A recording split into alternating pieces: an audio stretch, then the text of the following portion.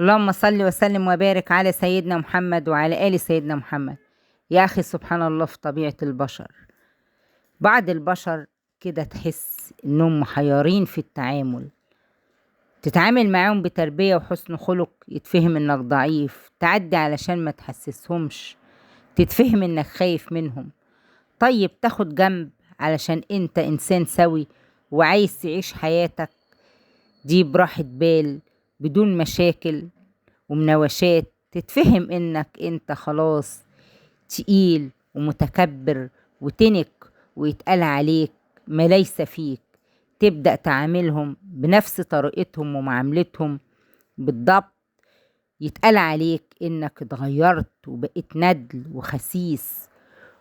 وبص، هيبقى فيك كل العبر رغم انك بتعاملهم نفس المعاملة بتاعتهم بالضبط، لا أكتر ولا أقل. بص يا باشا، لما تبدأ تكون مرايتهم الحقيقية لأفعالهم اللي بيعملوها معاك بيبدأوا يزعلوا. أقولك على حاجة، المعاملة بالمثل قمة العدل. ولايك وشير لو بتحب الخير.